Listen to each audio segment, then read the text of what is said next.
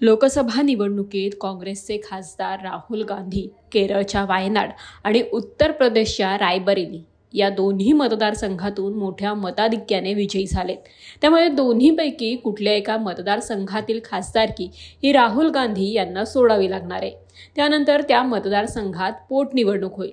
परंतु नेमकी कुठली खासदारकी सोडायची यावरून राहुल गांधी मोठ्या धर्मसंकटात अडकलेत. नरेंद्र मोदींप्रमाणे मला देवाचं मार्गदर्शन मिळत नाही. मी एक सर्वसामान्य माणूस आहे. वायनाड की रायबरेली यापैकी कोणाची निवड करायची हे मला ठरवायचंय.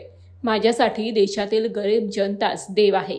त्यांच्याशी बोलून मी निर्णय घेईल, असं विधान राहुल गांधी यांनी केरळमध्ये बुधवारी केलेल्या छोटेखानी भाषणात केलंय. 2019मध्ये राहुल गांधी यांनी आपल्या परंपरागत अमेठी मतदारसंघासोबतच वायनाडमधून निवडणूक लढवली होती. अमेठीत भाजपच्या स्मृती इराणींकडून त्यांचा दारुण पराभव झाला, तरी वायनाडने त्यांना पराभवाच्या नामुष्कीतून वाचवलं होतं. मात्र 2024मध्ये वायनाड लोकसभेत राहुल गांधी यांना 6,47,445 मते मिळाली. तर रायबरेलीमधून राहुल गांधी हे 6,87,649 मतांनी विजयी झाले. आता या दोन्ही मतदारसंघापैकी राहुल गांधी कोणत्या मतदारसंघाची निवड करतात, कोणत्या खासदारकीचा राजीनामा देतात हे पाहणं महत्त्वाचं ठरेल.